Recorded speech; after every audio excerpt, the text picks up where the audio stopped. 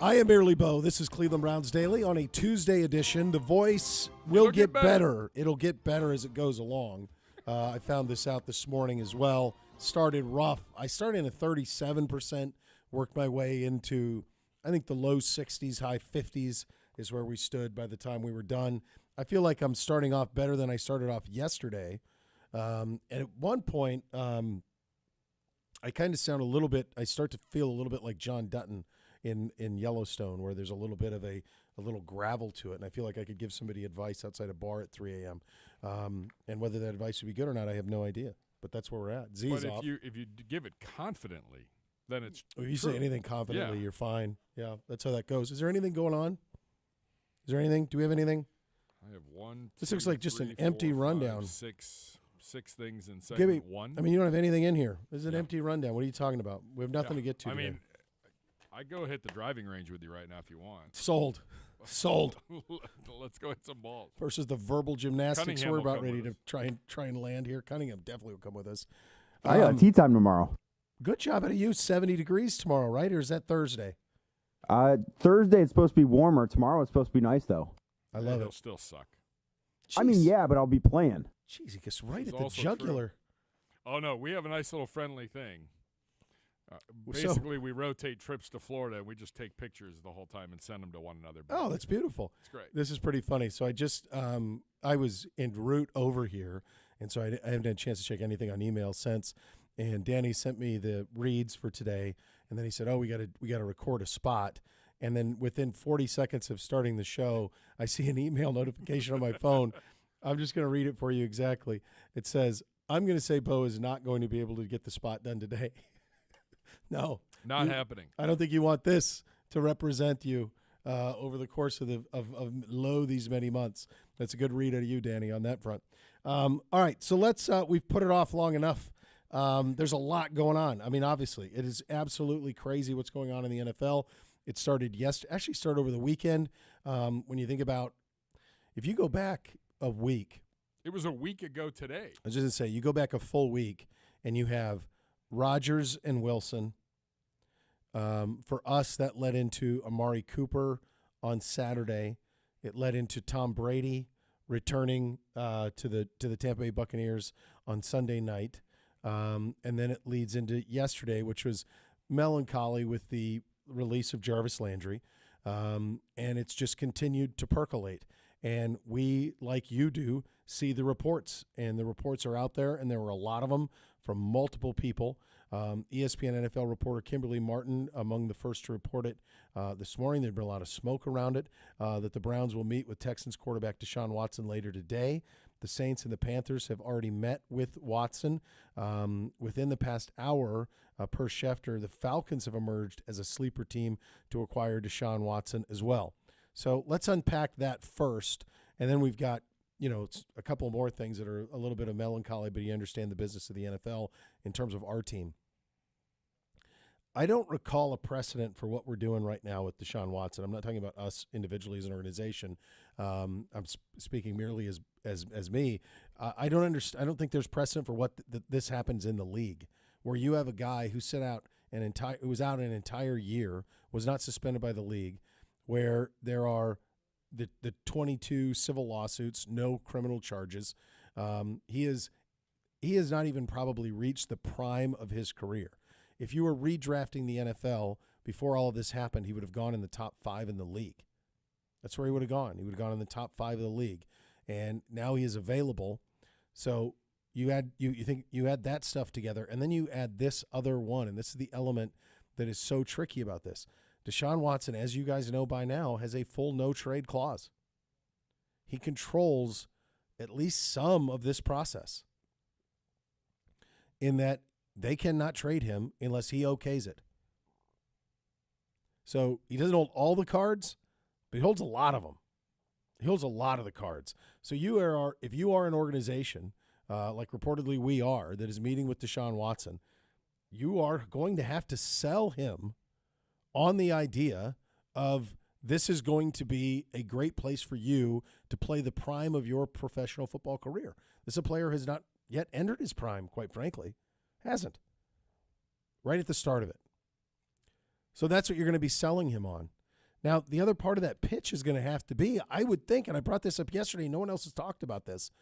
I think the other part of that pitch is going to be, this is what you're going to come into, and we're not giving up everything that you like about us to obtain you. Because he has that chip. So when we talk about, some of these are just, like I said this yesterday on the show, probably 25 teams in the league have kicked the tires on this. Maybe not that many, maybe 20. 20 teams in the league kicked the tires on it. He's a transformational player. With baggage, acknowledged, but transformational player. So if you're in the position of being a team that is getting a sit down with Deshaun Watson, and right now reportedly there are 3, maybe teams. 4. Yep. Maybe Atlanta's going to get a sit down. Who knows? But it sounds like, according to these guys, that the Carolina and New Orleans already did. So what is their sales pitch to him juxtaposed with what we're giving up? You're not going to be that mad about not getting to play with. Do you see how complicated this is? It's so much more complicated than just, we like player A. Here is the bevy that we're going to throw your way to be able to obtain him. Because he has that chip. And again, you touched on it, but there's the off-field stuff that you're going to have to address.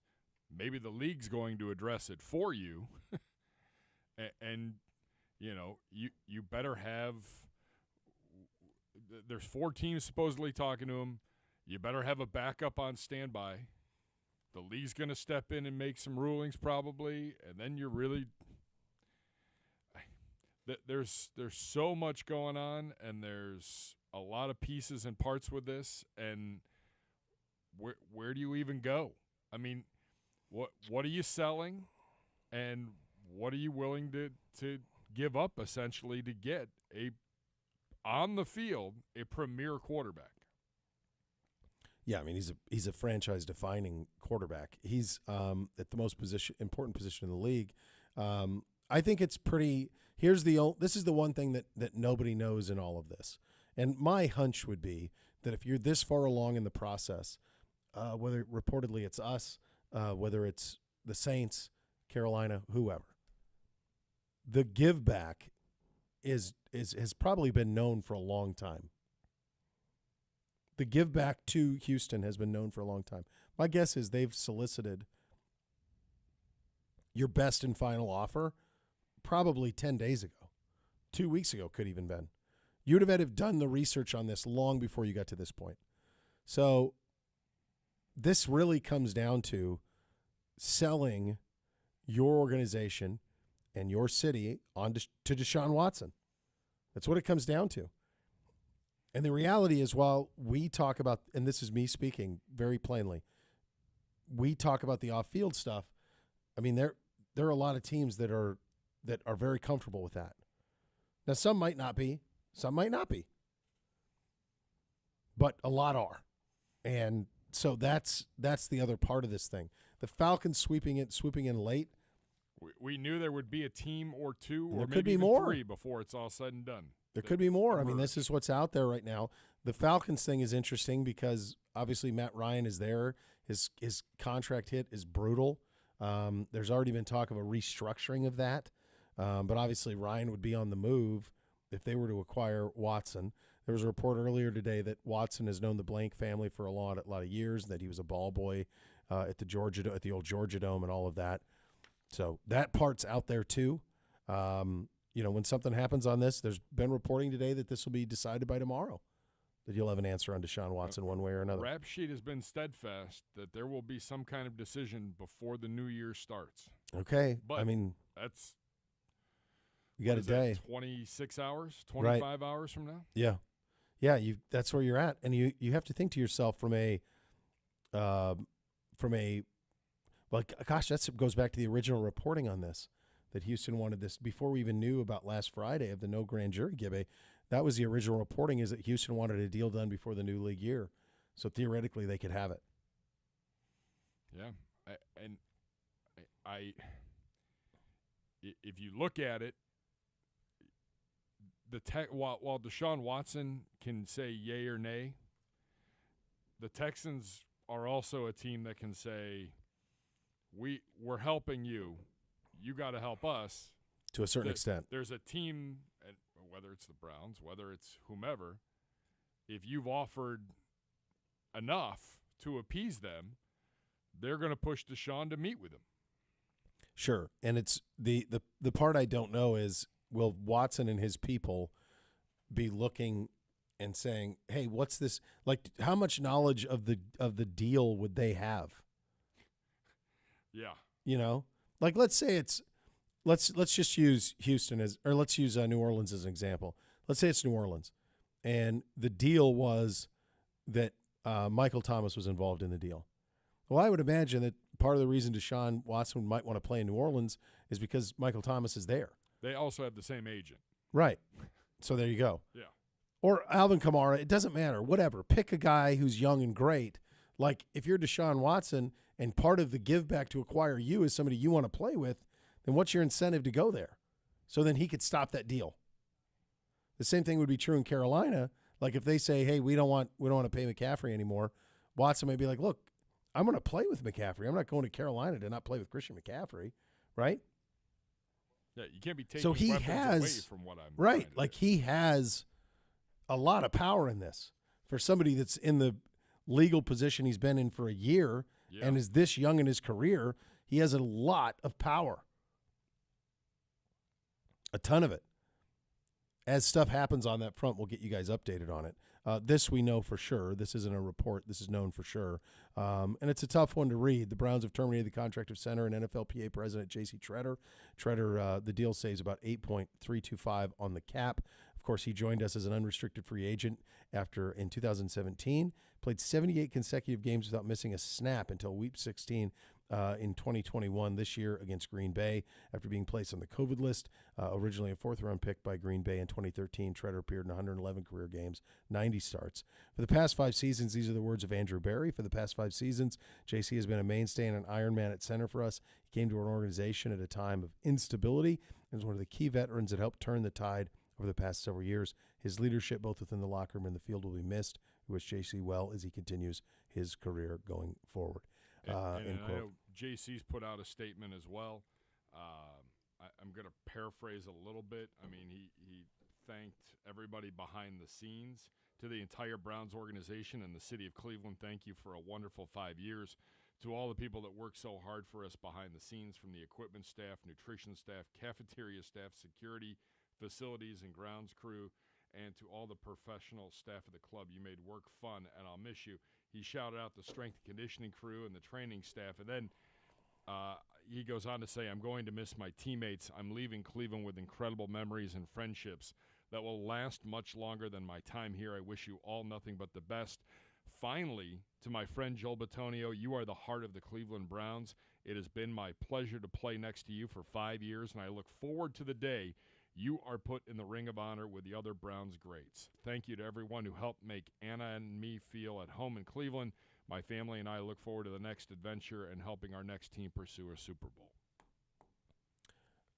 That last part is there's a lot to that when you talk about Joel. For how many? I mean, when we used to have full access to the building, and hopefully we'll have it again this year, but pre-COVID, the one thing that you would see almost every day when we would come in here is we'd go down to the cafe and get lunch, and you would see Tretter and Bitonio on the shuffleboard almost every day. All during the season, almost every day you'd see them on the shuffleboard, like they were thick as thieves and the very closest of friends. JC Tretter gave this show a lot of his time. When we were doing, remember we came with the idea of we were going to do Game of Thrones reviews. Yeah. And we were wondering if there's anybody on the team who could do it. And whoever was running the operation at that time from a comm standpoint got us and put us with JC. And then we went and did it. And JC would come in here and we would, I mean, these weren't 5 minutes. Like we would do 20 minutes on the previous episode of Game of Thrones. Every Monday he would come in and we would do that. It was awesome. It was absolutely awesome. And the funny thing was, it didn't just happen on the air. It happened down there. Like we would talk about it down there and go over the various things. So he's a great dude, a great dude, and so thankful for getting to know him, for him to be such a big part of the show in the early part of me being on the show with the Game of Thrones reviews. He'll be missed. He'll definitely be missed. I remember the final episode of Game of Thrones. Yeah. Horribly disappointing, obviously. Grossly lives disappointing. in infamy on this show. And the day after it was the Browns charity golf outing. Yeah. We were on remote, and I'm right. like, well, I told JC, I'm like, maybe we should just push this to Tuesday. I don't know really. JC's like, I am hopping in my vehicle. I am coming to you. Yeah. He's not a golfer. He's like, I will be there.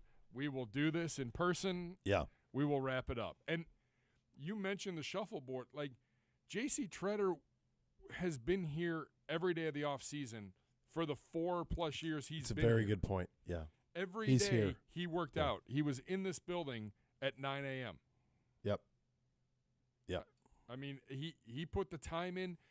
How many times the last 2 seasons, if not 3, did he end the season wearing a boot Monday through Friday, taking the boot off to practice on Friday, and then playing the game on Sunday, back in the boot on Monday? Yep.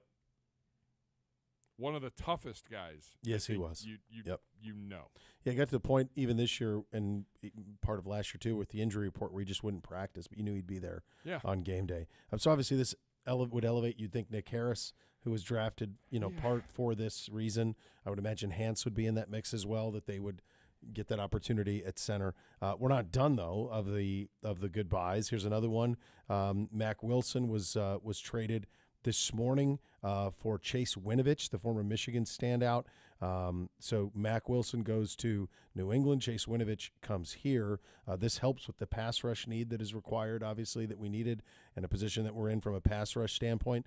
Mack probably was a man without a home a little bit in the linebacker room the last couple of years with the change in philosophy, and there just wasn't a spot for him. Here is another guy who gave great of his time to this show. Great of his time. How many times did he go to a coach's show remote with us when we were doing those the first couple of years? He was there. I felt like we did 3 or 4 with Mack Wilson. And when the going got tough, Mack showed up. Mack was showing up. Yep, Mack would show up. Yep. Stood in and answered questions. Yep. And I remember him at I remember the one we did in North Royalton towards the end of his rookie year, and he signed autographs forever. And just good great guy. dude. Great dude. I feel like that trade, you have 2 guys that needed fresh starts. Mm-hmm. I think that's ultimately what it came down to. I think Mack, I think Mack wants an opportunity to compete and to start, and maybe he felt like he couldn't get that here, and maybe Chase felt like, it seemed like Chase and his time wore out in New England. And he fits a need for us. I mean, we need guys who get after the passer. Yeah. And he can get after the passer. He did it at Michigan. He did it at New England, especially his first couple of years at a high level. Like I said, there kind of really wasn't a spot for Mack in this linebacker room. There just wasn't. So it's kind of a win-win for everybody. Have a need for edge rusher, yeah. Yeah, we need it. So Winovich provides that. You can get after the quarterback a little bit, and so that's really positive. So I agree with you, Gibby. I think that one is really glasses half full on both sides. Both guys, I think, will do good with a change of scenery. This one was surprising to me. Looks like we're going to lose safety MJ Stewart to free agency. Well, looks like it. The General's reporting it. John McClain reporting that MJ Stewart is headed to Houston. Z was really adamant about MJ Stewart wanting to be here. Really adamant about it. He's back tomorrow, right? Z is? Yeah, I think so. I don't know. Potentially, depending on his flight. planes, trains, and Saturday. moats. Right. But MJ Stewart lost. That's a big loss. In terms of the secondary, because it's going to start to get pretty thin back there. All of a sudden, the Richard LeCounts and those type of people are going to have to, be people you can rely upon a little bit. MJ Stewart played as well as any player on this football team down the stretch. Yeah, I agree. His month of December was pretty impressive, and it was the same thing the year before. I mean, he showed up and showed out. Think about that win over Pittsburgh in the wild card game. Yeah. I mean, he had a huge hand in that from a turnover standpoint. So, that's a tough loss. That's a guy that you gotta have a guy like that. You have Yeah, to have a for guy sure. at each position that can step in and not. So You're versatile. not going to miss him. Yeah, so versatile. There is one signing from that we didn't get a chance to talk about yesterday. It happened after we were off the air, but reportedly have come to terms on a 1-year deal with defensive tackle Taven Bryan. Bryan, a former number one first-round pick of the Jacksonville Jaguars, 1 year and $5 million. So that would help in the middle of that defensive line, a space eater. Yeah, and it's up to 5. So it sounds like, as the details come out here today, maybe closer to 3, incentives up to 5. So he's a rotational guy. Yeah. Former Gotta first have round him. pick and on a, make it or break it 1-year contract. So we were at a point where we had 3 of the 7 or 8 D linemen in the mix. You just added 2 more because Winovich will play defensive end, for us. He'll play on the edge. And then you'll have and now you have Taven Bryan. with Taven Bryan as well. So then that buoys that spot up front on the defensive line. Obviously, a very lot going on in the National Football League. We're just getting started. We've only touched on the things we've done. There's all sorts of stuff happening around the league at various positions. The Jaguars are spending money like crazy. We will get into all of that. Anything happens on the Watson front, we'll update you on that as well. We're off and running here. You're listening to Cleveland Browns Daily on 850 ESPN Cleveland.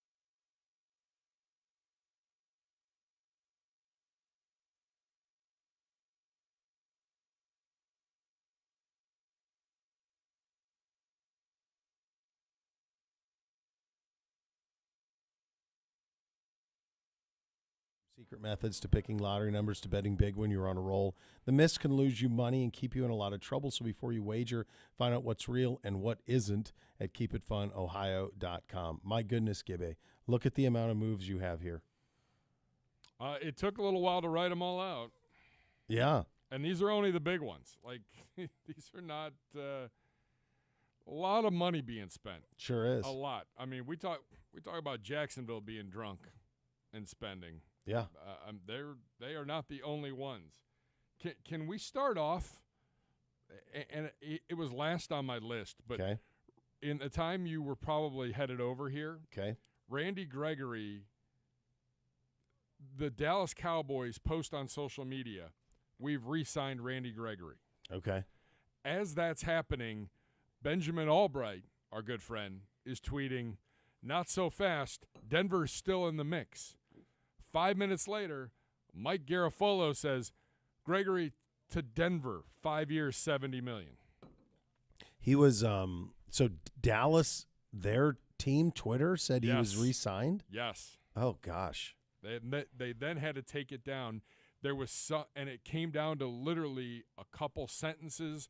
The language wasn't worded right. Gregory and his camp didn't feel comfortable. Went to Denver. Wow, you rarely see that. And it all happened live on literally, it was happening live on NFL Network as they were going through things. Wow. Siciliano's kind of, the ringleader, and he's the MC on the day's events. And the look on his face, he's like, "Wait, what?" Wow. Yeah. So, I mean, Von Miller clearly is not going back to he's not going back to Denver. Well, if you're using all that money on Randy Gregory. Yeah, that's probably true. Probably not. So where's Von Miller going next? And we'll get into that later because there's a lot of big names still on the board. Yeah. Gregory has overcome some demons, didn't he? He had some substance abuse stuff. He had among some other things. Issues. Yeah. Yeah. Yeah. I knew that he had some of that and stuff. that's why everybody just assumed he was going back to Dallas. And right. We'll talk to Ed Werder. He'll join us at 2 o'clock from ESPN. And obviously he's embedded down there pretty good. I think when you look at some of these, he's got an unbelievable relationship with Jerry Jones. Like Jerry Jones helped pull him out. Yeah. The darkness, as he says. Yeah. Some of these things. Former Jags receiver DJ Chark going to the Lions on a 1-year $12 on the deal there. So that's a wide receiver that would be out of the mix. We when we were doing like our free agency previews, we're talking to receivers. He was a guy that we talked about a little bit. Justin Reed, the former Texans safety, a 3-year, $31.5, $20 guaranteed in Kansas City. So that would lead you to believe, I think rightfully so, I think that's, by the way, is LSU on LSU crime. Isn't Justin Reed an LSU guy? Yes. Theoretically replacing Honey Badger in Kansas City. And it's interesting, Kimberly Martin from ESPN was reporting that the Chiefs didn't even make Honey Badger an offer. Huh. Wow. It felt like he was their defensive eraser. Yeah. Per Schefter, 2 teams most interested in our guy Jarvis Landry, Kansas City, New Orleans. Go to Kansas City, Jarvis. Go to Kansas City, bud. Can you go to New Orleans? Can you go to the NFC? We got enough things going on here. In the I just want him to catch like 117 passes from Patrick Mahomes. Yeah, as like the underneath guy to Tyreek Hill. Yeah. But yeah, he'd fit good in both of those places. New Orleans would be going home, and who knows if they get Watson, then all of a sudden you got Jarvis and Michael Thomas and Deshaun Watson. That would be formidable. Kamara as well. Yeah, it's a nice little team. Yeah, for sure. This is probably the biggest one in terms of impact that it has on us directly, and it's the Bengals tight end CJ Uzomah, the 3-year $24 with the Jets. They relied on him a lot, and he was a great locker room guy for them, a great leader for them, somebody they all kind of gravitated to. To lose him is a pretty big blow for them. They had a good day in free agency. Other than that, kept the defensive lineman, signed the 2 interior offensive linemen. That's a pretty big blow.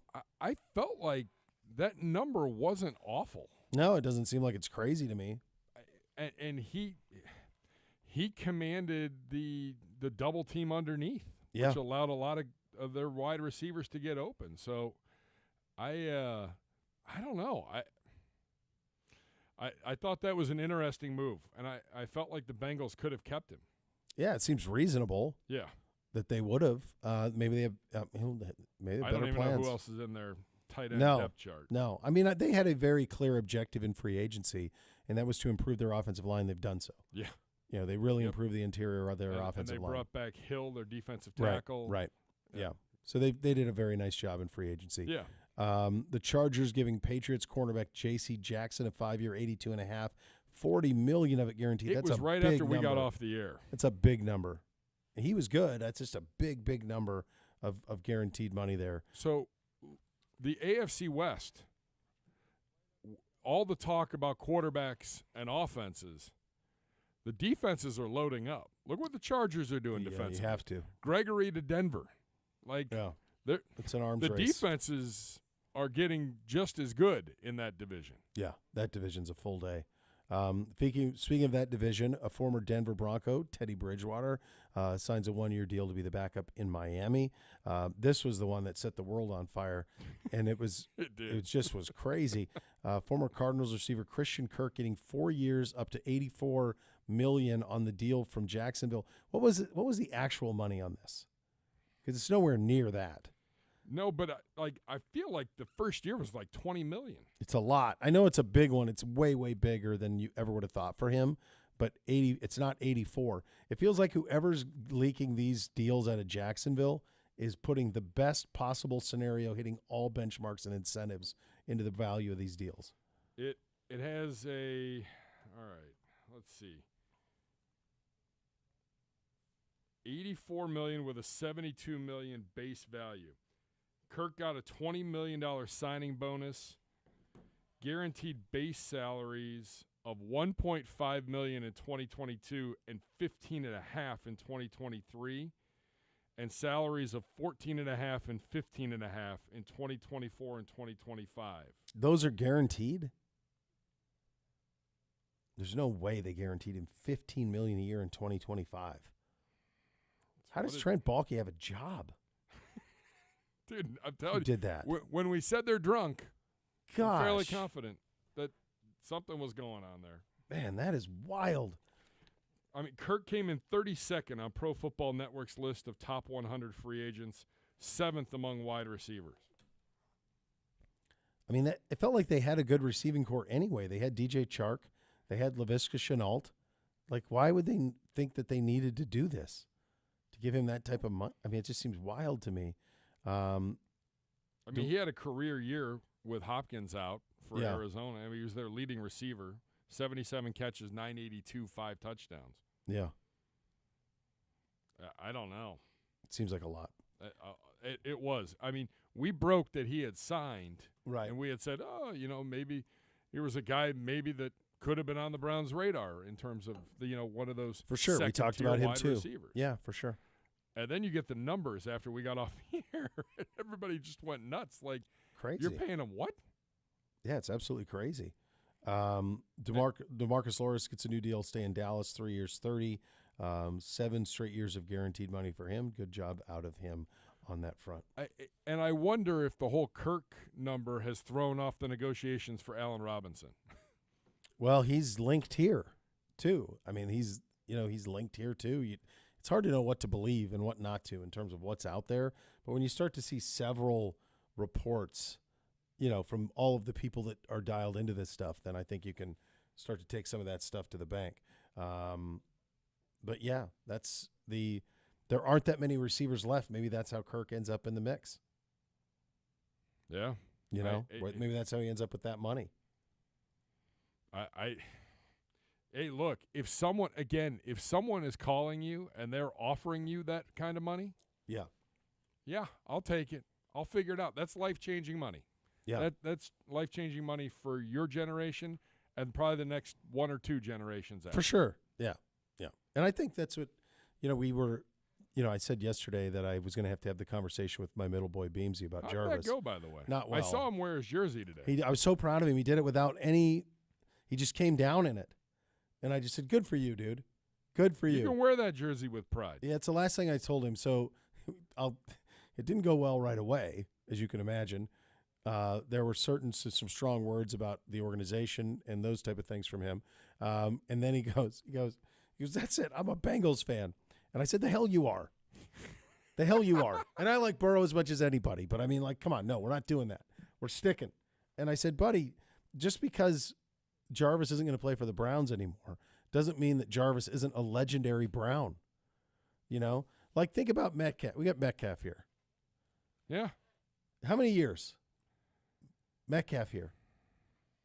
8, 10? Is it that many? I think you'd be surprised. Hold on. I was going to go under. I was going to say under. Hold on. Riveting radio. You would know. It's your starting lineup. I'm way off. I was going to go way under. 5 years. That's what I thought. 5 years, but then Falcons, but Chargers, Cardinals, actually, Panthers, what you just Gibby though, Packers.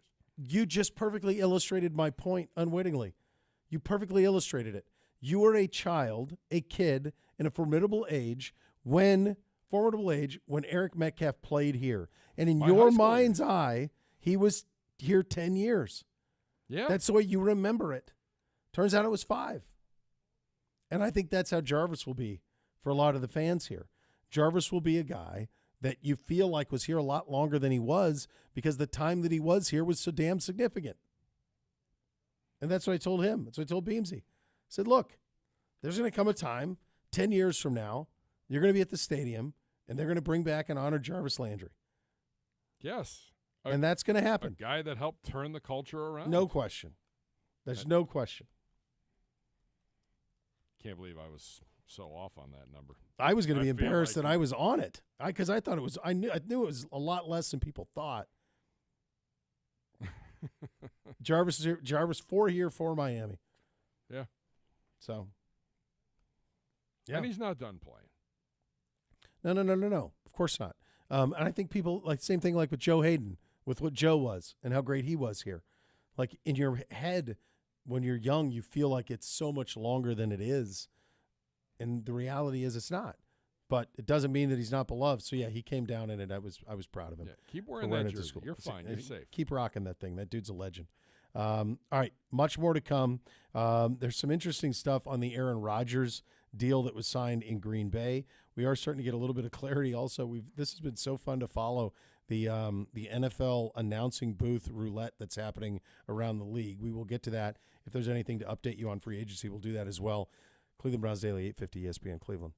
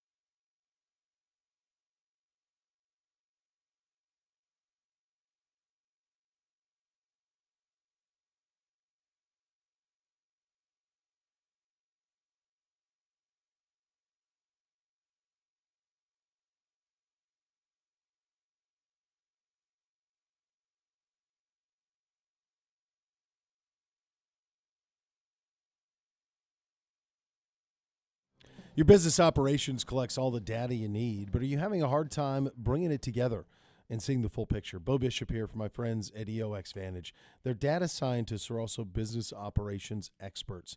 Your EOX Vantage team will help you build an automated system that brings your data sources together in real time and turns them into eye-opening dashboards so you can make smart, time-sensitive decisions. Staring at spreadsheets that provide insight you needed to know last month, with EOX Vantage, you'll know exactly where your people stand on their activities and deliverables. Gauge your financial performance, easily, accurately track progress and your ROI.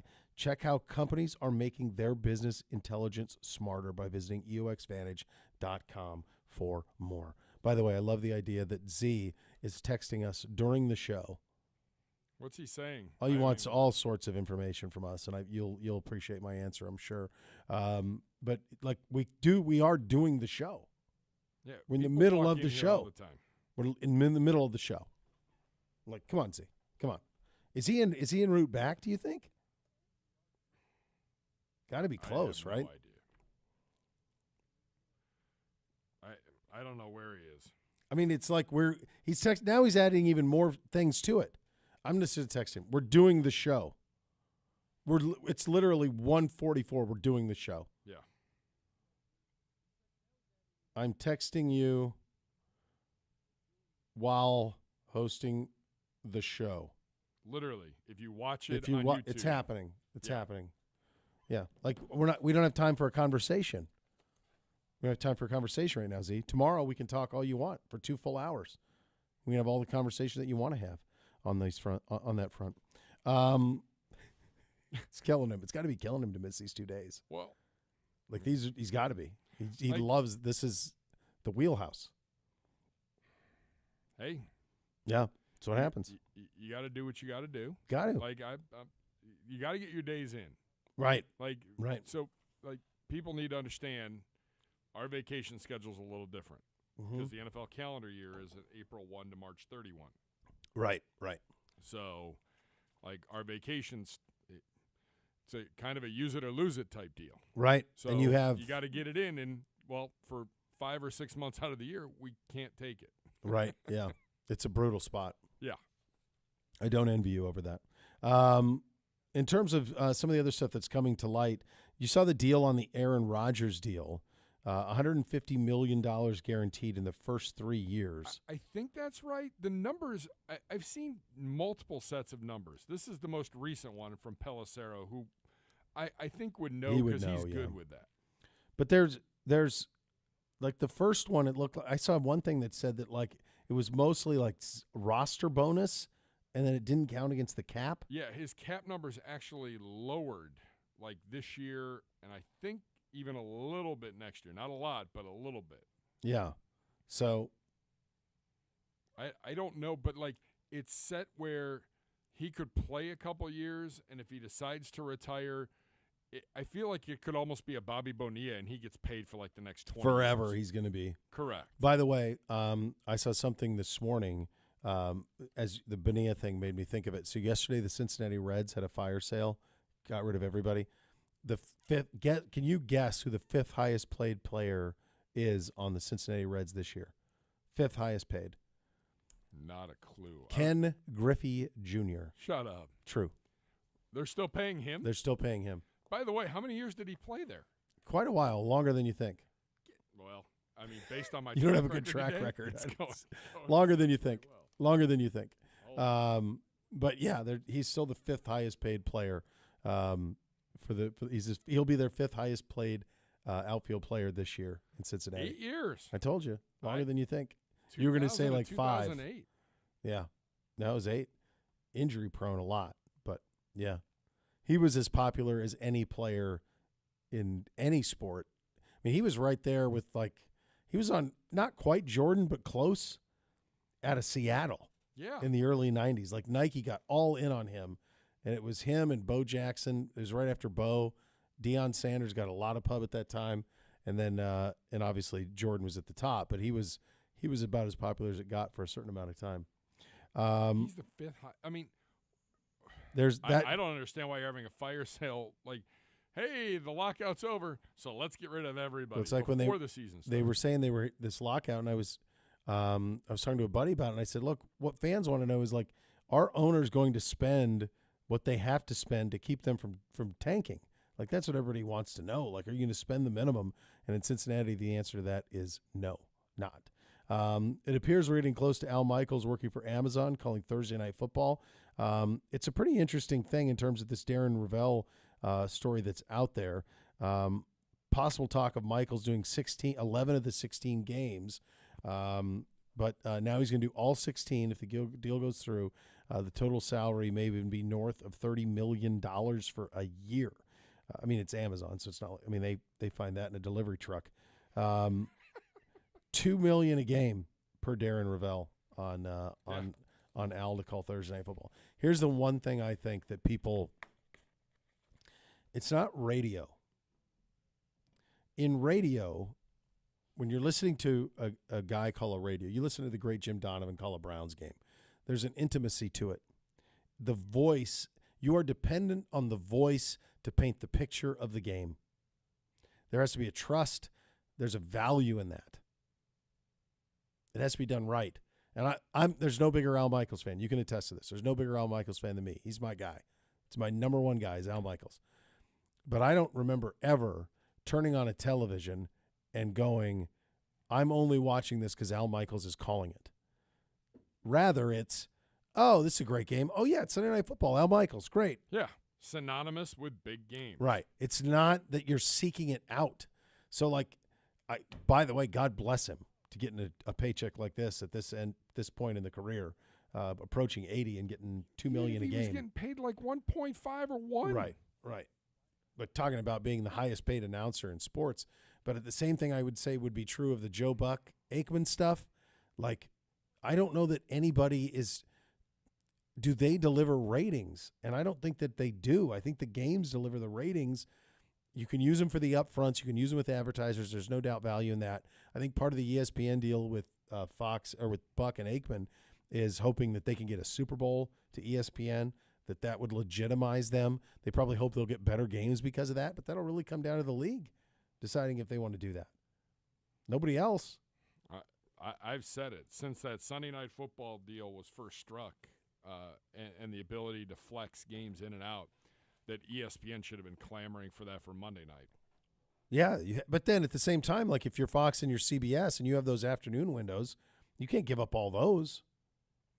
Like those are still the highest rated. Is that, the Sunday afternoon. Or like the ability to pull, if you're ESPN, 1 or 2, like late season. Yeah. We can pull a trump card. And I like what you said yesterday. Like it was a steady dose of the Giants. Yeah. The Giants are on Monday Night Football a lot. Yeah. Yeah. And Thursday Night Football, I guess the one thing that's been kind of cool about Thursday Night Football is you do get the rivalry games, and that's pretty good. Everybody has to make an appearance. Well, most teams. If you're playing overseas, I don't think you play on Thursday. There might be a couple other instances, but for the most part, everybody plays at least once on Thursday night. Yeah. I mean, Al just set up his kids. He just set them up with this deal. Him and Herb Street.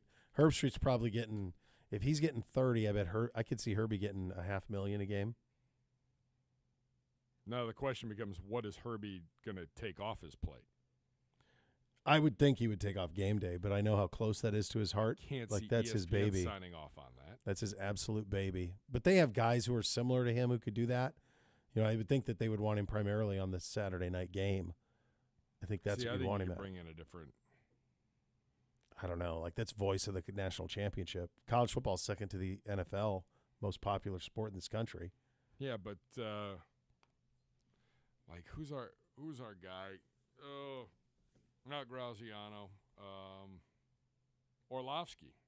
Orlovsky does a nice job on college football. He does. There's a lot of guys. I mean, Jesse Palmer does a nice job on it. I think Pollock does a nice job. There's also the guy who does all the Buckeye games does a nice job. The Colorado quarterback. I'm blanking on his name. Gus and I'm blanking. But yeah, they do a good job. Yeah, there's plenty of guys out there. Joel Klatt. Good job out of you, Danny. Had my back twice today. Over there today. That's twice he's had my back. He said we can't do this. We can't do the ads. Beau's voice is crap, and then Joel Klatt. Good job out of you. Much appreciated, buddy. All right, we will get you updated on everything as we get into the second hour of the program. Ed Werder will join us. I'll get some little bit of background on Amari Cooper and what he can provide for us with the great Ed Werder. That is coming up. There's still some big-time names out there in free agency. We'll go through some of those names with you guys. And if anything happens on the free agent front, we will keep you updated on all of that. You listen to Cleveland Browns Daily on 850 ESPN Cleveland.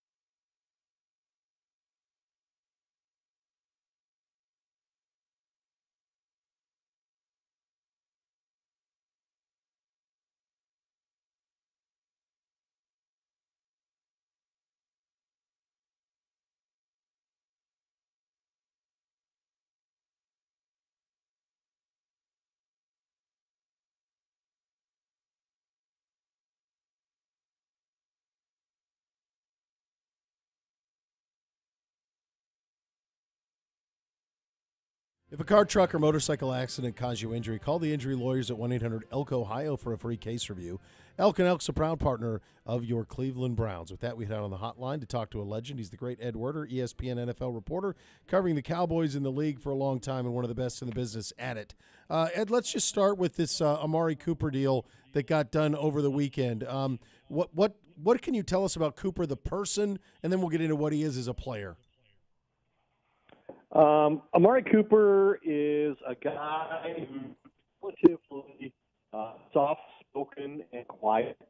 While he did at two different points last season ask publicly for the ball more on third downs, and in the red zone he did it in a way that was, far different and the grammar that we would have heard from Michael Irvin or Des Bryant or Terrell Owens. And I think he did it because he recognized, A, he could help the team win if he was provided more opportunities in those situations. And B, he recognized, if he wanted to remain in Dallas, he was going to have to somehow be able to justify a $20 million salary. And he wasn't going to be able to do that, at current rates. And ultimately that proved to be his, undoing in that he could not justify the salary. And the Cowboys had drafted CeeDee Lamb after they made that enormous commitment to Amari Cooper a few years ago. But he's very well respected in the locker room. He had a great relationship with Dak Prescott and the rest of the players. When we were still allowed in the locker room a couple of years ago before the pandemic, you would often find, or always find, Amari Cooper at his locker playing chess with a teammate. Huh. So he's a very smart guy. He's pretty engaging, but soft-spoken, doesn't really have a lot to say, but not standoffish in any way. Seems like a legitimately good guy, which is not what you would expect from a player going to his third team after, having been in the league a short space of time, just being in his 20s and already having 4 Pro Bowls to his credit. Ed, what in terms of on the field? I mean, I remember the impact, obviously, and you remember it very well as you were there. But the impact he had immediately on the Cowboys' passing attack, and even in his first full year there, he's at 15 yards a reception, 8 touchdowns at first year as well. What changed between then, and obviously Dak was injured in between then and now as well? Yeah, when the Cowboys traded a first-round pick for him right before the trading deadline in 2018. They had virtually no passing game whatsoever. Dak Prescott was struggling to get to 200 yards a game, and Amari Cooper just changed the entire equation. There was an immediate rapport. They became a high-level passing team. I mean, Dak threw for over 400 yards somewhat routinely the past couple of years before that injury, and Amari Cooper was a big part of that. Amari Cooper's a great. I think people tend to think of him as an underneath receiver, a possession type guy, but he's really a vertical guy, and he can score. He's incredibly quick. He creates separation like few guys in the NFL can. I think the thing that happened to him was because of, not to go into too much detail, but the Cowboys the next year after the 2018 season, they could redo Dak's contract for the first time and Zeke's contract for the first time, and Elliott held out. They didn't get Dak signed. They gave in to Elliott, signed him to a second contract, didn't get Amari signed. He was going out of contract. And at the end of that season, Amari and Dak were both potential free agents, so the Cowboys only had one franchise tag, and they franchise tagged Dak. They let Amari go out into the market, and he got an offer from Washington that would have made him the second highest paid receiver in the NFL to Julio Jones.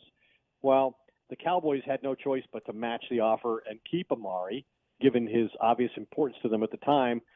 Unbeknownst to them, they were going to draft CeeDee Lamb in the first round at 17, and so that was totally unexpected. I think if they had known CeeDee Lamb was going to be there, and there was no way to know it, they probably wouldn't have done the deal with Amari. So they've sort of had an embarrassment of riches at the wide receiver position because they had 2 number 1 receivers in Amari Cooper and CeeDee Lamb, although I would argue they failed to allow either of them to produce at the level we've come to expect elite number one type receivers.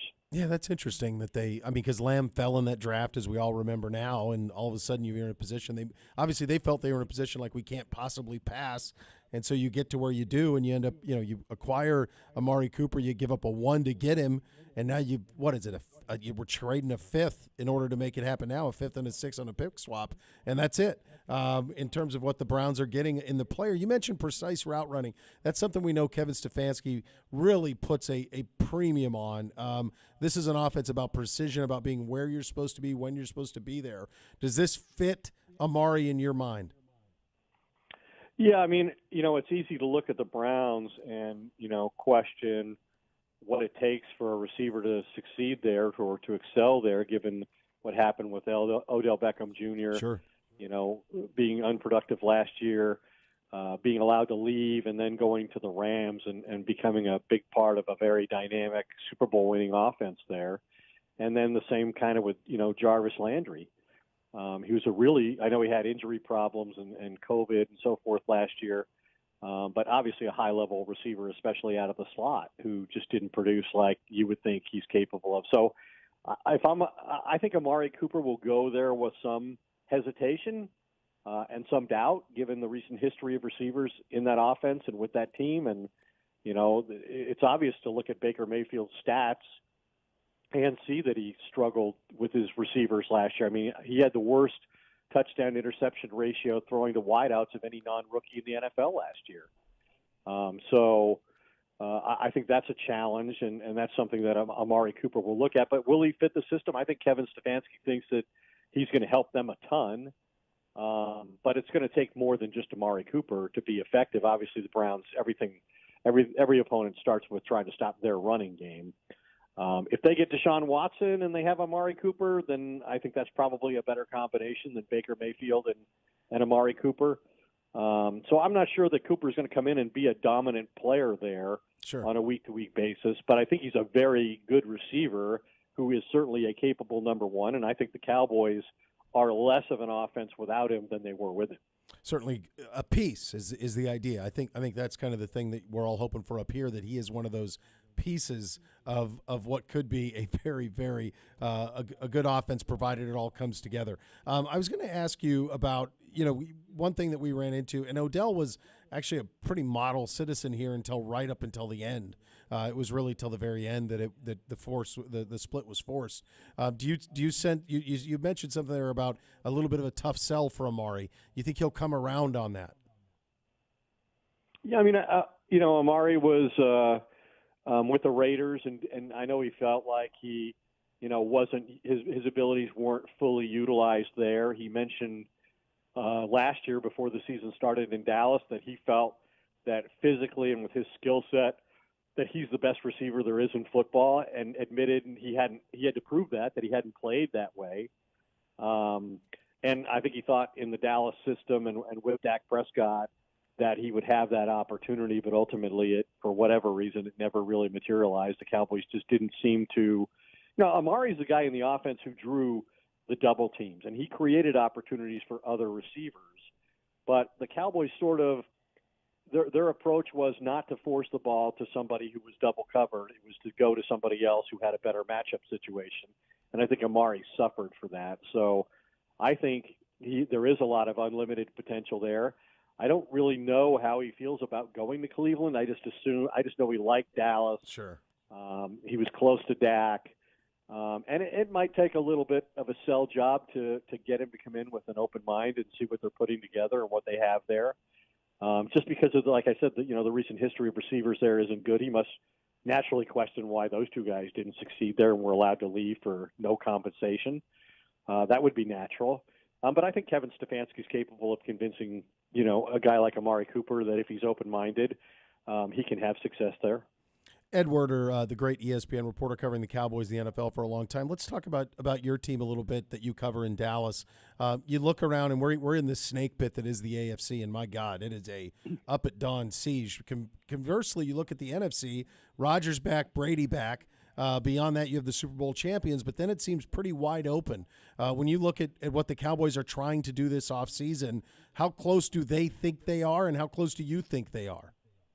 Well, They always think they're close, and I've learned to question that on an annual basis now. They took a hit in free agency today because they re-signed DeMarcus Lawrence, their starting defensive end on one side last night, to create a bunch of cap space, and they plan to use it to sign Randy Gregory, who's been a troubled but young and ascending pass rusher on the other side. And apparently they lost him to Denver today after some language changed in the contract that was a surprise to him, and he was no longer comfortable. So they are losing him to the Broncos, losing Amari Cooper. I think they're a lesser team on offense and defense, but it's hard to say. They haven't put their team together. It's hard to say before the draft and before, as free agency just getting started, it's hard to evaluate, whether a team's going to go into the next season improved or not. So it's a little bit unfair from that point of view. But this is a team that should dominate in the NFC East, which they did last year. And they win the division every other year based on their history. But it really doesn't mean a lot. I've covered the Cowboys since Jimmy Johnson was here, and that was the toughest division, most physically challenging division in football. You won the NFC East against, the Bill Parcells Giants and the Joe Gibbs, Washington team, and Philadelphia and Buddy Ryan. You were a hardened team. You were ready for the playoffs. I think that the teams that win the NFC East against really bad competition wind up being ill prepared for the competition that awaits them in the playoffs, and that's why we've seen these teams, for the most part, with the exception of the Eagles a few years ago, fail in the postseason. Yeah, it's completely different how it's all flipped compared to what it was back in those days. And I'll get you out of here on this one. Obviously, a guy we have great affection for around here is Ezekiel Elliott. Last couple of years down, certainly from what once was, after all of the money came that way. Where is he stand in the organization, and how much pressure is there on him to deliver a big season this year? Well, I think he is a high-energy guy. He's an important guy in their locker room, in their offense. I think his failure the last couple years was not unexpected. You're talking about a guy who was a fourth overall pick who won 2 rushing titles his first 3 years in the NFL, was a dominating player, was great without the ball in his hands in terms of blitz pickup and so forth. And I still think he's all of those things, but, Mike McCarthy just doesn't emphasize the running game. He never did in Green Bay. They never had a team that finished in the top 10 in rushing attempts or rushing yards. And so I knew, and I came out and said this right away, I think, Ezekiel Elliott's days of winning rushing championships are over with Mike McCarthy being the head coach. And then you add to that all of the problems that they had on the offensive line last year.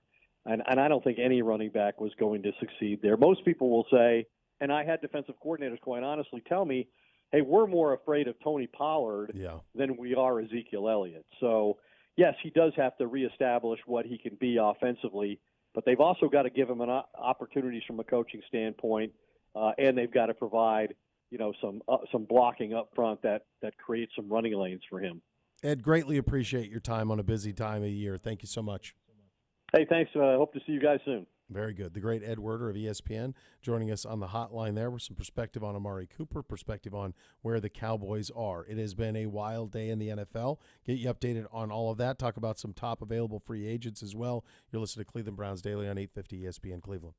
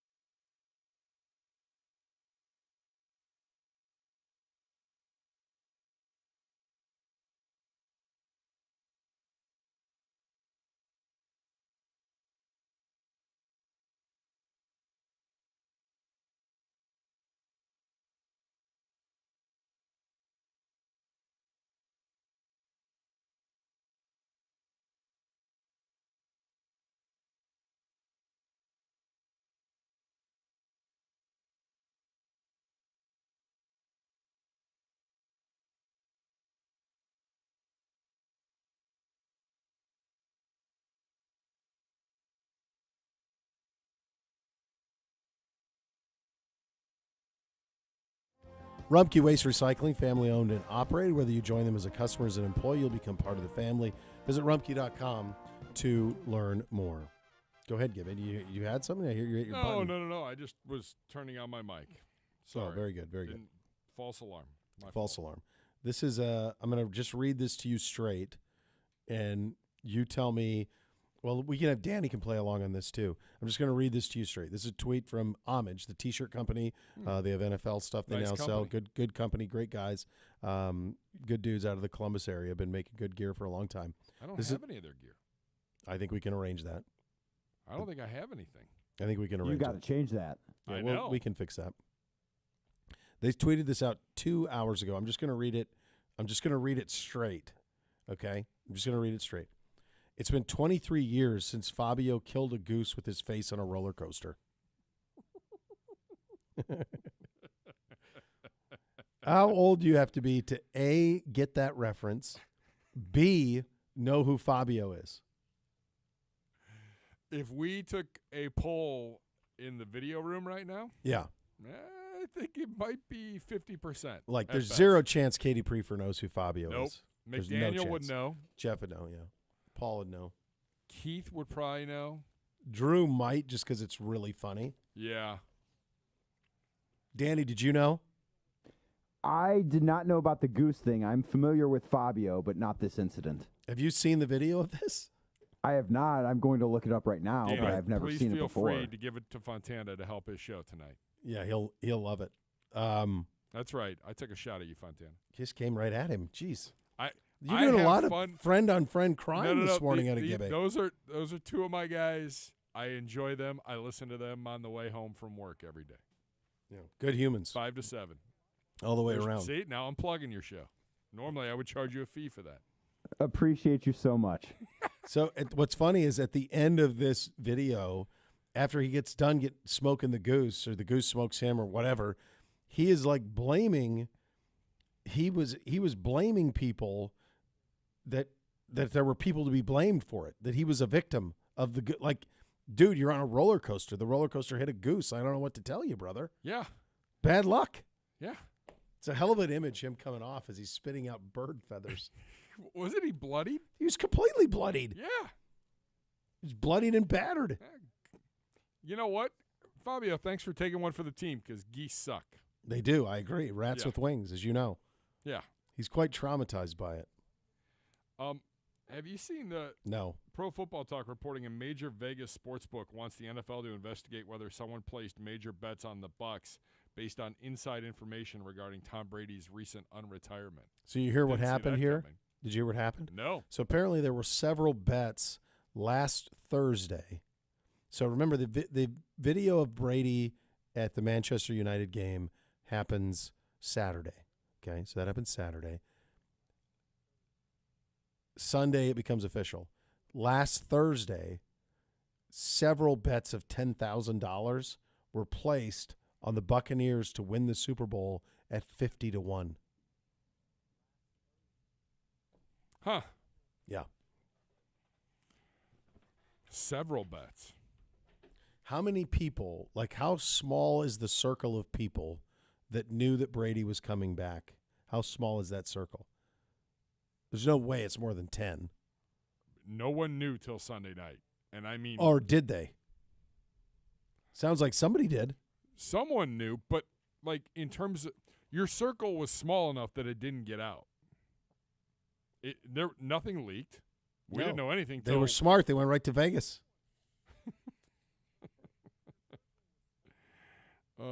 Speaking of Tom Brady, what if you're the guy that...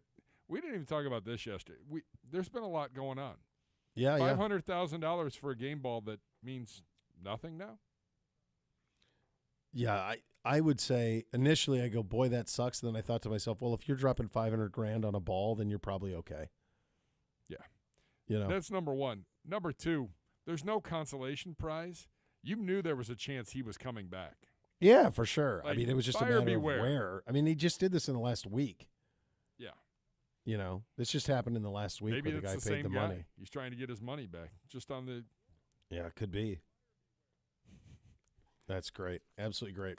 All right, Gibby, what have you put together here? Top 100 eligible free agents that are still out there. Although some of these guys have come off the list. Russell Gage came off your list here. Gage just got signed by Tampa Bay. Sure. Sad. That's another guy that I thought. In terms of people that we would have an interest in, as we currently are constructed, you still very much – didn't Jamison Crowder sign somewhere? I thought I saw him signing somewhere this morning, but maybe I'm wrong. Stand by. Allen Robinson, Will Fuller, Juju. I can't imagine Juju. But Allen Robinson we've been linked to. Will Fuller is out there still as well. He is someone that I think you would have some interest. As currently constructed, we don't have enough receivers. Crowder we don't. Is not signed with anybody yet. Okay, maybe I misread that. Yeah, I mean, are you surprised at the number of big names that are still out there, especially an edge rusher? Yeah, no, because a lot of those guys, and obviously Jadeveon would be in there too. You're talking about veterans, like they're not in any hurry. Von Miller doesn't need to be part of an off-season program. I think a lot of them will follow Jadeveon's path. Sign mid-April, sign maybe early May. Yeah, man. Sign then. Get right before camp. Do the signing then. You don't need to. You don't want to come into OTAs and all that stuff. The only if you're one of those guys, the money running out. Could. Especially the guaranteed money in the number of years. You're right. If you're signing those kind of deals, you're probably signing for 1 year. Yeah, I mean that is a gamble that Jadeveon Clowney has tried to do several times and it hasn't hit. He's in position now where it will hit, but he's not signed yet either. Allen Robinson, we know a lot about. It fell off for him in Chicago, but how much of that is who's throwing him the ball? Yeah.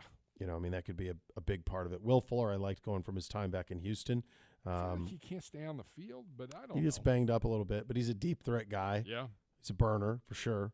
And you got a one in Amari Cooper, so you could add somebody who could be a complementary player to that. I would think Fuller would fit that bill very well. The one that is the attention getter is on the defensive side. I mean, some of these guys are who's who guys. I mean, just think of these names: Von Miller, Chandler Jones, Zadarius Smith, Melvin Ingram, Justin Houston. That's just an edge. That's just an edge, man. It's a lot of guys, man.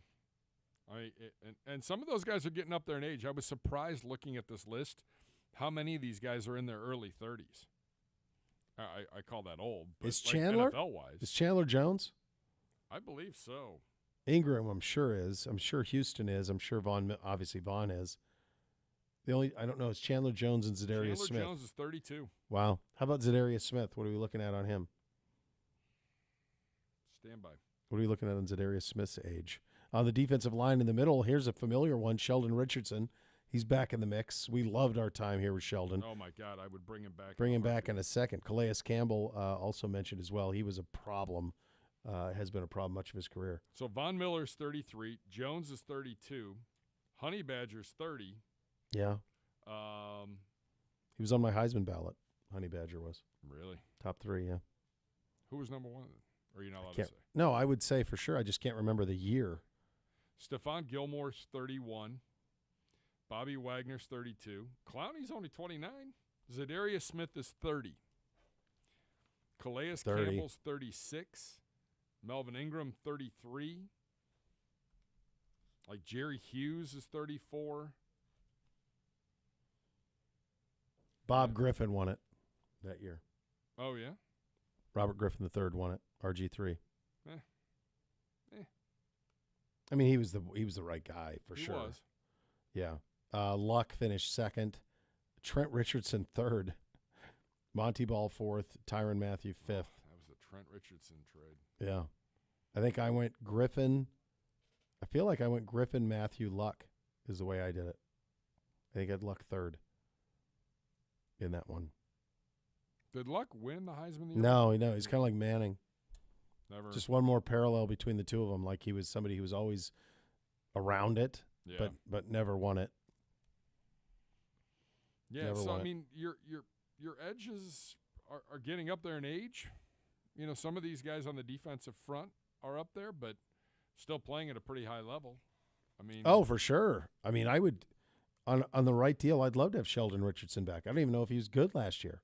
He was. Was he good? Yeah. I mean, he was good when he was here. Good snaps. He played pretty well for them. Yeah, I mean, he was really good when he was here and gave you everything you wanted. Great leader, fiery guy. He sounded exactly like Snoop Dogg. Remember that? When he came in here, like his cadence? You remember the orange I vest? called him. Yeah, it was a Montclair vest. It was a puffer, orange Montclair puffer vest that he wore. And at the end of the interview, I said, I go, gosh, you sound exactly like somebody, and I can't place it. And then as he got off, as he was getting off, we went, Snoop, because we had just had Snoop in within the last 6 months. We had Snoop in and him in within a short amount of time, and they sounded exactly the same. So Sheldon getting some love there on the defensive side. Bobby Wagner still out there. Feels like he's going to be in Dallas, is everything you hear, that he'll end up there in Dallas. I would think Dallas. I Dan don't know where Quinn's Dallas there. is getting all their money, but Well, they don't have to pay Amari Cooper anymore, so that's part of it. still, they lost Randy Gregory in the last 2 hours. Yeah, they did. Yeah. Stephon Gilmore's still out there. He fell off pretty hard. Yeah. And then Honey Badger's still out there as well. A couple of other names that are just salary cap casualties. Miles Jack was released today by the Jaguars. I thought I saw something from PFF that he had really fallen off from a production standpoint. Well, you let him in tackles. I don't know yeah. about the rest of it, but Yeah. And then defensive tackle Michael Pierce released by the Vikings. I think anybody on the defensive line would be on our radar. We signed 2, and that's Winovich. Winovich is an outside linebacker in a 3-4. He's going to be a rusher. He's going to rush the passer. It's what he's going to be here. You trade him with the Mack Wilson deal, and you still need some guys who can get after the quarterback. You still need probably 1 or 2 guys in the middle of your defensive line. You don't have enough. you need more bodies. I mean, if you Well, you need some impact guys too. Like you need an impact D end. And reportedly you're meeting with Deshaun Watson this afternoon. If that's the case, that give back to get Watson is going to be substantial. Yeah. Whether it's draft picks or current players. I mean, right now on your defensive line, you have Miles, Togiai, Jordan Elliott, Afridi Odenigbo, I think, is still here. Yeah, he's still. That's it. That's the end of the line. Your new defensive tackle. I think Porter Gustin they tendered, so maybe 5 stars back. Yeah, but I mean, they have to get some impact guys. They got to get some guys, and a linebacker. I think Walker is a free agent. I feel like Walker was just on a 1-year deal. Yeah. Malcolm Smith, I think, is a free agent. Jacob Phillips is back. JOK. Yeah, Walker was a 1 year. Taki. I mean, you probably get. I mean, I think Ronnie will probably. From that standpoint, who knows what's going to happen with Ronnie. I think Ronnie's out. MJ Stewart gone today, so that's not great on that side of things. So you got a lot of work to do from a depth standpoint, and then you got to get some stars in here on the defensive line. You really do. It's really, really important that you get some stars in here on the defensive line. All right, we'll get you updated on where everything stands in free agency, who's in, who's out. We said some goodbye to some of our best and great friends on this program. We'll get into that as well coming up next. You listen to Cleveland Browns Daily on 850 ESPN Cleveland.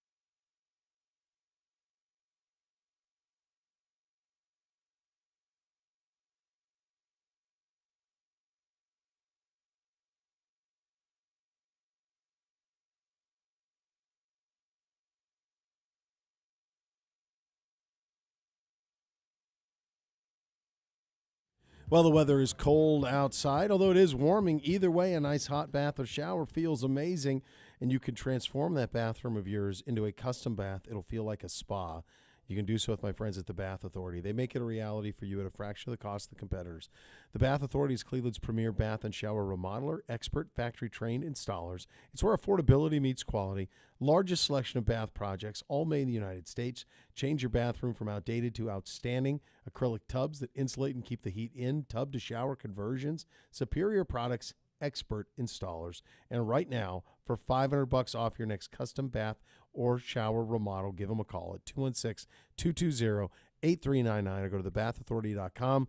Remember, for $500, tell them Beau sent you at 216-220-8399 on that front. We'll get to there's not a whole lot going on right now, but I just wanted to bring this to your attention. It did. So this is happening now. Were you a show of the HBO show Veep? Oh. You remember Jonah Ryan? I love Veep. So great. So you remember Jonah Ryan, of course, who's just incredible in Veep. So he actually did this, and now the United States Senate is doing it. The Bipartisan Sunshine Protection Act. Okay? This was introduced by Senators Marco Rubio and Ed Markey, one of Florida, one of Massachusetts. It heads to the House after passing the Senate unanimously today. The idea whose time has come, which is the Jonah Ryan line, it is daylight savings time permanent.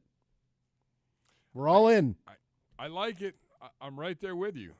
I guess the one thing that I would say, and the one argument that I have, is it's a little rough in the morning when it's dark at 7 o'clock still. It is, now it's just March. I feel like by April you'll be okay. good and you'll be back to normal. But it's nice when the sun's still out at 7 o'clock at night. Yeah, it's pretty remarkable that they're using his verbiage. His verbiage. The idea that now this is what we're dealing with. Like, there's a lot going on in the world. In the United States, this is what we're going to do, and everyone's on the same page on this. We can't get on the same page on anything, but when it comes to daylight savings time, we're in. We can all solve that. We'll get that sorted out. Everybody wants more sunlight at the end of the day. Yeah. It is amazing how bad my clock gets screwed up, and it's even worse for the kids. We were saying it with the boys this morning. Like, I'm usually up between 6:30. The boys usually are up 6:45. Like, that's like their window to get up. And like since we sprung forward, the boys have been like 7:20, like getting up, like much, much later. And they're like my oldest, who's never tired and will fight to stay up for anything. Like he's been trying to, he's been like going to bed. Like last night he went to bed voluntarily. That doesn't happen. No, never. It's always a fight. It's a negotiation these days. Yeah. Oh, it's always is. It's funny. So he goes to bed at 9:05, and we had some friends over last week, and they're like, "Well, why 9:05?" And I said, "Well, what I make him do is I make him present to me his case for 5 more minutes." So, like, if he says, like, he'll be like, "Well, Dad, my friends go to he's 10. My friends go to bed at 9:30, and so his bedtime, let's say it was 8:45, or even it was 9 o'clock." So I would say, "All right, make a presentation." So he has to write down his bullet points, and then he has to present them to me orally, and then convince me that he deserves 5 more minutes. So we go 5-minute at a time intervals, and right now he's at 9:05. That's where we go. Yeah. Now that's subject to change based on behavior. Of course, it's always subject to change. You could go the other direction. He's the one that of the three, like if I took away snacks from Bootsy, riot. Burn the house. Light the couch on fire. Burn Let's it. Go. Forget it. Can't. With the oldest, though, bedtime, not having it. Not having it. That is panic. Like, he will go straight hysterics if I say the bedtime goes away. Hysterics. Not having it.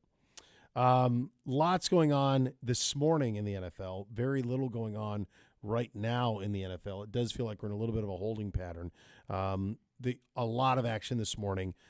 Kimberly Martin of ESPN, among others, reporting that the Browns will meet with Texans quarterback Deshaun Watson later this afternoon. The Saints and the Panthers have reportedly already met with Watson. There's also reporting that the Falcons could meet tomorrow. But I saw McAfee, among others, saying that there was some conjecture that could be just about driving the price up for for 2 division rivals. Like, hey, if you're going to check in on him, so are we. So you could have a bidding war between all those teams. But again, as I say this, it really does come down to Watson because he can say, no, I won't play there. And then at that point, it's almost like him and Nick Caserio, like despite having, like he doesn't have a whole lot of use for the Texans and they probably don't have a whole lot of use for him. Like they really have to do this together now. Yeah, you have to play nice for like the next 48 hours to get this deal signed, sealed, and delivered wherever he's going. For sure, because either he's – see, here's the other thing. Like if he knows the deals that are being proposed and a player that he wants to play with on his hypothetical future team is in a deal, he could just nix the deal. 100%. Their ultimate power would come in, look, you won't let us deal you, fine. We're suspending you without pay for reason. Now, he could fight that with the PA and saying, I've done nothing wrong, and he could fight that, and maybe he'd win. But I don't think anybody wants it. I think everybody wants this thing done pretty quickly. I think most people think it'll be done by the time the new league year starts tomorrow afternoon. Yeah, at least so that's quick. In principle, there'll be something in place. Yeah, absolutely so.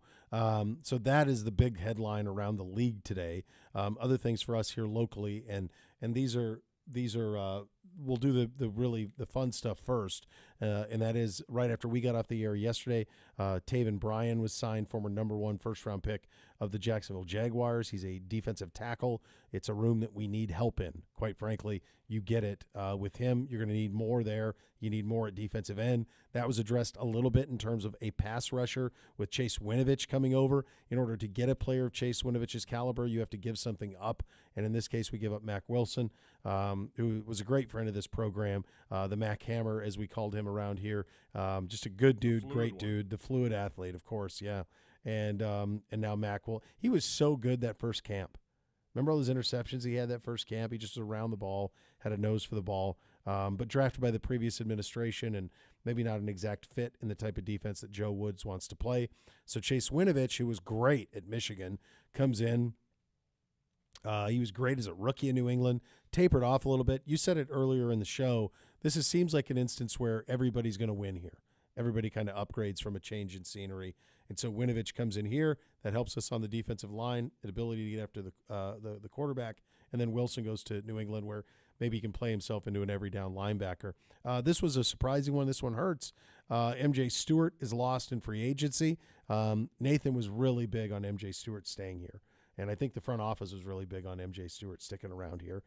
He does not. He leaves in free agency. John McClain reporting that Stewart will head to the Texans. So did he take Money Mitch's spot? It could be. Is Money out? Yeah. If Money's out, that could be. I'll tell you, like it's hard. It's hard to be the Moneys of the world because there is a like that middle class player. You know, you're just going to get younger guys to do that job. Yeah, that number 2, number 3 corner, maybe even number 4 corner, probably 3 and 4. Right. Yeah, I mean those are just, you know, you want some versatility there, and you want those things happening, but that's just the way that it goes. This is the one that hits close to home in terms of what he has meant, and that's JC Tretter. We have terminated the contract of center and NFLPA president JC Tretter. The team reportedly saves $8.325 million on the cap.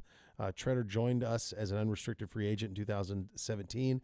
He played 78 consecutive games before missing that Week 16 game against Green Bay on Christmas Day after being placed on the COVID-19 list.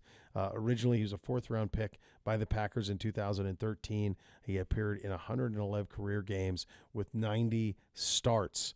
Our Vice President of Football Operations, Andrew Berry, for the past 5 seasons, JC has been a mainstay and an Iron Man at center for us. He came to the organization at a time of instability as one of the key veterans that helped turn the tide over the past several years. His leadership, both within the locker room and the field, will be missed. We wish JC well as he continues in his career. And then you have JC's comments as well, Gibbon. Yeah, well, JC thanked, the training staff. He really thanked everybody behind the scenes. And then he also shouted out his good friend Joel Bitonio. And the end of this, I'll speed ahead here to the end of this. I'm going to miss my teammates. I'm leaving Cleveland with incredible memories and friendships that will last much longer than my time here. I wish you all nothing but the best. Finally, to my friend Joel Bitonio, you are the heart of the Cleveland Browns. It has been my pleasure to play next to you for 5 years, and I look forward to the day you were put in the Ring of Honor with the other Browns greats. Thank you to everyone who helped make Anna and me feel at home in Cleveland. My family and I look forward to the next adventure and helping our next team pursue a Super Bowl. Joel Bitonio has not tweeted since December 11th, 2020. Joel I would have had Bitonio that. tweeted today. Did he really? Oh, my 38 minutes gosh. ago. You will be missed. Your work ethic, toughness, leadership, and intelligence made us a better team and organization. It was an honor to play next to you and to call you my friend, JC Tretter. That's strong. I was going to say, if I was to guess when the last time Joel Bitonio tweeted, I would have gone further into the archives than that.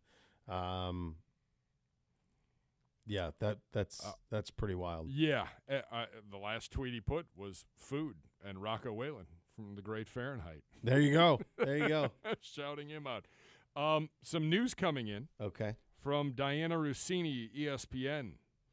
I'm told quarterback Deshaun Watson has an interest in the Atlanta Falcons and has even reached out to the franchise personally, per source. Come again? Diana Rossini, ESPN. I'm told Deshaun Watson has an interest in the Atlanta Falcons and has even reached out to the franchise personally. Well, that's probably how it happened then. So if he's pursuing all right, so let's just play the game. What is the give back for Houston? The Falcons pick at 6 this year, don't they? 8. 8? Okay. 8. So the Falcons pick at 8. Oh, yeah, Carolina's at 6. Yep. So they pick at 8. I mean, he's got to have Pitts to throw to. Ridley's suspended for the year. Like, who the heck's going to catch a pass? I mean, last year they had why am I blanking on the kid who played receiver his whole life for the Vikings, playing their number 1 running back? Cordell Patterson. Yeah. Like, Cordell Patterson was playing running back for him. Who the heck's he throwing to? I mean, Atlanta's a fun city, though. No question. He's from Georgia. He's a Georgia kid. That is interesting. Yeah, this is an example, though, of how he controls a lot of this. He controls a lot of it, but not all of it. Yeah. Because they have to give them something back that they want. Well, and at the end of the day, Houston, the original demand was, we are not taking your call if you're not offering at least 3 ones. Is Atlanta prepared to offer 3 ones? Well, they might be, but then I don't know how they're going to improve the team around him going forward. I mean, they don't have any young, good players So anybody would want. You don't want. They're not going to give him Pitts, or who's he going to throw to? If you're Atlanta, you've got. Yeah, I was going to say, who do you have defensively or offensively that you want? Editorializing here, I cannot see a scenario where the 4 teams reportedly who are meeting with Houston can offer more than the Cleveland Browns. Nobody has the combination of talent on the roster and picks that the Browns would have. None. I mean, there's no way. Carolina, what are you going to get from Carolina? Carolina's going to give you 3 ones. They're, at least. But they puts said them they in the wanted ball. 3 ones and they wanted young players. Yeah. So, all right. So their number 1's better than the Browns' number 1. Their number 1's better than the Saints' number 1. Their number 1's better than Atlanta's number 1. But he's got to say he wants to be there. Like, so once these teams are extracted, what it takes to get him, what's he going to? Yeah. Yeah. What's going to be around him for the next 4 Right. years, 5 years? As he plays, his contract, isn't it a 4-year deal, his contract? Yeah. I want to say it's 4 years, 160. I'm pretty sure that's it. I think it's a a lot of shorter money. term. I know it's a ton of money, but I don't think the deal is, I don't think it's as long a deal as people think it is. I think it's not like the Mahomes. Correct. 10-year, It was $400 million. It was a shorter deal because he could get paid again at like 28 or 29, I feel like. I mean, I'm just going to look it up. I thought it was 4 years. Yeah, I had it right. 4 years, 156. It's 110 guaranteed. 4 years, 156 is the deal. So, he's going to be up again by the time he's 30. I was going to say it was due for another big payday before you were 30. Yeah. All right, you listen to Cleveland Browns Daily on 850 ESPN Cleveland.